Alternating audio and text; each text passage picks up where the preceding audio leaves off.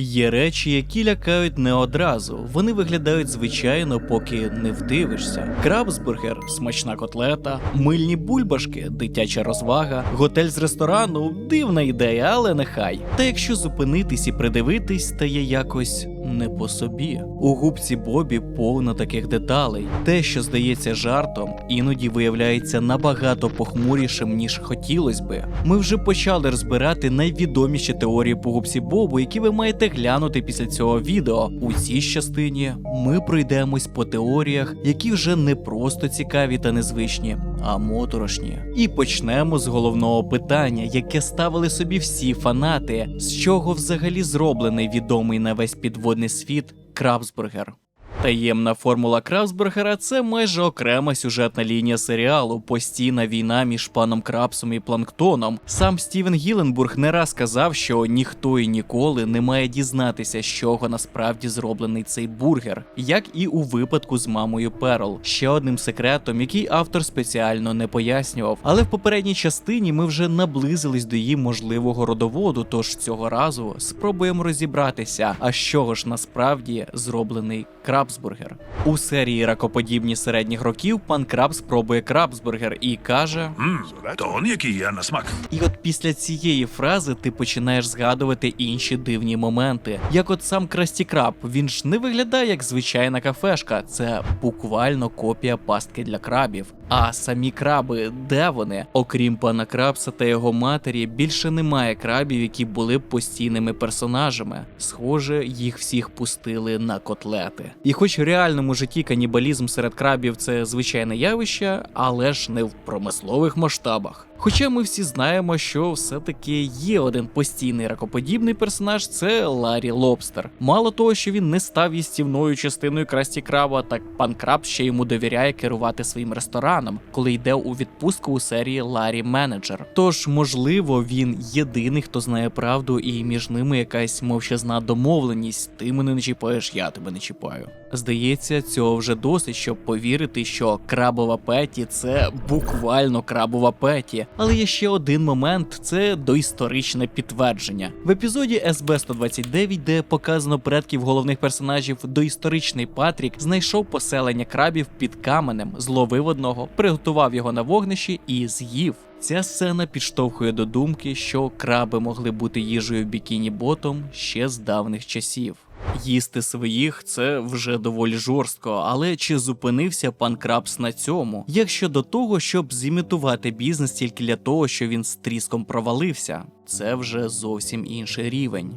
Інколи здається, що пан Крабс готовий перетворити свій ресторан на що завгодно, лиш би заробити. У нього вже був і дитячий заклад під назвою «Славний Крабс», і хот-дог на Красті Догс, але одна з найдивніших його ідей – це однозначно Красті Таверс. І якщо спочатку це виглядало як просто чергова безглузда бізнес-ідея, то після перегляду серії виникає інше питання. А що як Крабс з самого початку знав, що цей готель довго не простоїть? Так, звучить дивно, але послухайте уважно цю фанатську теорію. Натхненням для пана Крабса стали завищені ціни у справжніх готелях. Він вирішив, що може рубати бабки так само, і перетворив Красті Краб на повноцінний багатоповерховий готель. Але сама концепція була максимально ідіотською. Персонал має виконувати будь-яке прохання гостей, навіть найабсурдніше. Наше гасло – їсть немає почути ні, навіть якщо забаганки дурні. Сквідвард майже одразу звільнився та повернувся як клієнт, чисто щоб мститись. Патрік замовляв найдивніші речі, розраховуючись з камінням, а Крабс усе це терпів, аж поки Патрік не стрибнув у басейн і вся конструкція не посипалась. І тут починаєш задумуватись, для чого це все було. На це є своя відповідь. У реальному житті бувають випадки, коли власники бізнесів навмисно підпалюють, руйнують свої будівлі, щоб отримати страхові виплати, а це купа грошей. І якщо хтось може на таке піти, то це точно пан Крабс. Нагадую, він продав душу губки Боба Боба за 62 центи. Тобто це персонаж, який ніколи не сумнівається, коли мова йде про прибуток. А тепер додамо до цього той факт, що у Бікіні Ботомі тупо немає туристів. Сквідвард ще на початку серії говорить, що ніхто не приїжджає в це місто і відкривати тут готель – це економічне самогубство. До того ж в серії «Що ж трапилось з губкою Бобом» видно табличку при в'їзді в місто. Населення 538 осіб, яке не змінюється із серії в серію. Але Крабс відкриває готель і, знаючи, що Патрік взагалі не платить, все одно дозволяє йому зупинитись. Це не бізнес, це фарс. І Крабс це розумів. Інакше чому після руйнування готелю він навіть не засмутився? Він одразу такий: «О, давайте відкриємо лікарню». Взагалі без паузи, без жалю, бо цей готель був для нього не мрією, не інвестицією, а одноразовою схемою, яка мала провалитись. Бажано з компенсацією. Вигідні схеми, фейкові готелі, страховки – все це вже звучить підозріло для милого підводного світу. Але далі ще дивніше, бо виявляється, Крабс хоче не тільки грошей, а й дивитись, як ви спите. У серії «Чесний або квадратний» губка Боб, Сквідвард, Патрік і пан Крабс випадково потрапляють у таємну кімнату спостереження, заховану в вентиляційній системі Красті Краб. Ви, певно, подумаєте, а що такого? Майже у всіх закладах є свої камери спостереження та охорона. Але от нюанс. Ця кімната обладнана десятками моніторів, які транслюють зображення з камер, встановлених по всьому Бікіні Ботом, включаючи домівки головних персонажів, їхні спальні та навіть туалети. Тобто пан Крабс використовує систему спостереження не лише для захисту свого ресторану, а й для стеження за мешканцями міста. Для чого це йому? Якщо це для захисту, чому він не охороняє тільки гроші? Чи використовує він цю систему для шантажу або маніпуляцій? Поки що запитань більше, ніж відповідей. Спостереження – це про контроль, а тепер поговоримо про залежність. Бо те, що губка Боб весь час носить із собою мильні бульбашки, схоже не на хобі, а на звичку. І не найздоровішу. Любов губки Боба до мильних бульбашок здається простим дитячим хобі, невинним та навіть трошки наївним. Але є одна теорія, яка припідносить це все з іншого боку, і коли про неї дізнаєшся, то вже важко дивитись на ці бульбашки як раніше, бо згідно з нею, бульбашки – це замаскована метафора куріння. Усе починається з епізоду «Мильні бульбашки», коли губка Боб відкриває свій кіоск, де за 25 центів починає видувати бульбашки. Патрік одразу підсідає, хоча грошей у нього немає, позичає ж самого Боба. Сквідвард спочатку бурчить, що це тупо, але потім сам пробує і випадково видуває таку гігантську бульбашку, що вона піднімає його діб у повітря. І виглядає це вже не як розвага, а як та сама перша сигарета чисто з цікавості, після якої людина не помічає, як потрапляє у справжню залежність, з якої потім дуже складно вибратись. В інших епізодах, таких як «Маленька жовта книжечка» та «Лусни моя бульбашку», губка Боб використовує видування бульбашок як спосіб заспокоїтись у стресових ситуаціях, коли його публічно принижували або ж прямо під час здачі практично іспиту з водіння. Ніщо так не заспокоює нерви, як мильні бульбашки. Це нагадує звичку курців затягуватись типу, щоб зняти стрес. Цікаво, що в епізоді «Що ж трапилось з губкою Бобом» видування бульбашок заборонено в новому Келп-Сіті через шкоду для оточуючих, що може бути алюзією на пасивне куріння. Навіть вихлопні труби човнів у Бікіні Ботом випускають бульбашки, як ще одне підтвердженням, що це алюзія на дим. Звучить притягнуто, можливо, але дивлячись на ці сцени тепер, ти вже не можеш бачити в них лише мильні бульбашки. А знаєте, що ще було заборонено в Келп-Сіті? Чому риба ходила сумною? Ой, не ця риба. Все простіше, ніж здається. Тому що вони не мали доступу до Zen-маркету. Це сервіс, через який можна купити буквально все з Японії. Від аніме-фігурок і техніки до всяких приколів, які в нас навіть не продаються. І головне, все зручно. Ви не шукаєте вручну японські сайти, не перекладаєте іноземний текст в Google Translate. Zen-маркет уже все зібрав на одному сайті, де навіть автоматичний переклад працює чудово. Варто було Бобу розповісти про Zen-маркет, і все місто ніби на хвилі ейфорії від знижок, усмішки, сяючі очі, і той мер з файними вусами вже вдруге щось замовляє. А все тому, що якщо ви замовляєте вперше, вводите мій промокод Кай при реєстрації і отримуєте 1000 єн бонусу на перше міжнародне доставлення. А якщо ви вже давно користуєтесь сервісом, є програма лояльності. Вона дає дві основні штуки. з endpoints, які автоматично покривають частину доставки, і кредит на купівлю, щоб не поповнювати рахунок наперед. Система рівнева, всього їх 6, і кожен новий – це все більше і більше бонусів. Якщо давно хотіли щось із Японії, ось вам знак. Посилання залишу у описі. І промокод Кай не забудьте, плюс 1000 єн зайвими точно не будуть. Тож так, у Bikini Bottom багато речей виглядають мило, поки не вдивишся уважніше. Мильні бульбашки, які виявляються залежністю, лише перший дзвіночок. Далі рукавички, точніше цілий світ із них. Світ рукавичок – милий парк розваг, де все стилізовано під рукавички, повітряні кульки-рукавички, атракціони з декором рукавичками, навіть цукерки у формі рукавичок із смаком рукавичок. Підводний Діснейленд, як годиться, має власного талісмана – велику рукавичку. Але чому саме рукавички? Як говорить фанатська теорія, у Bikini Bottom більшість мешканців мають щупальця, ласти, клешні, тобто носити рукавички там не просто незручно, це взагалі нелогічно, при цьому вони дуже популярні.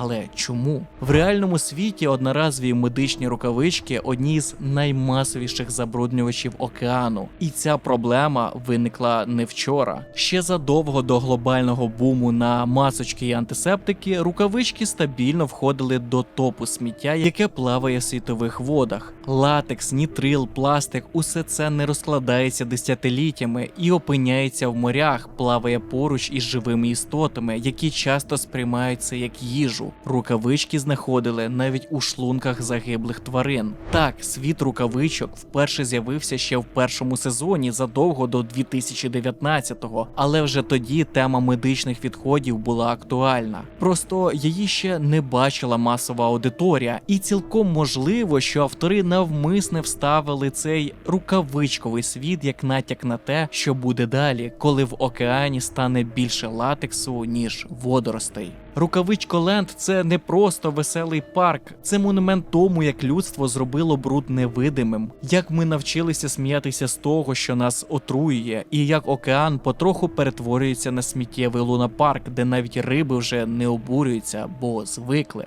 Хоча, якщо бути відвертим, це всього лише алюзія на вищезгаданий Діснейленд, а образ рукавички дуже подібний саме до тієї, які носить Мікі Маус, і не більше.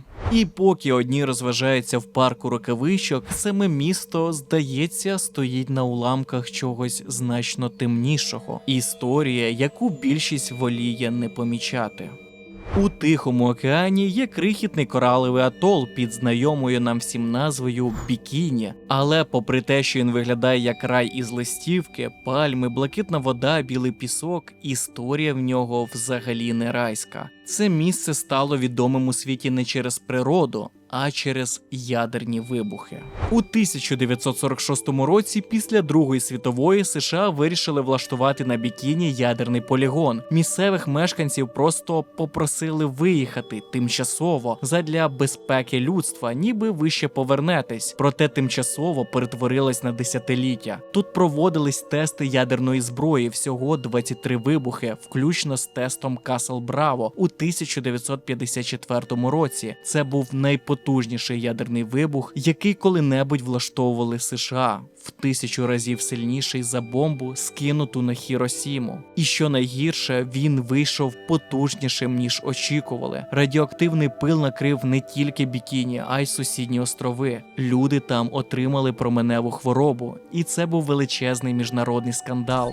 Перескочимо на 60 років вперед. 2020 рік. Третя повнометражка «Губка Боб. Квадратні штани». Мульт починається з опису коралового острову, під яким і знаходиться Бікіні Ботом. Саме такий кораловий острів і має назву Атол. А ботом у назві перекладається як дно, тобто дно Бікіні. З цього виходить, що ми сміливо можемо стверджувати, що розбомблений США атол Бікіні і Бікіні Ботом – це одна і та ж точка на карті, різниця лише в глибині. Але ж після численних ядерних випробувань там радіації ще на 100 років вперед. До того ж тестили ядерку не лише на поверхні, були і підводні вибухи. Як ж тоді жителі Бікіні Ботома змогли вберегтися від неї?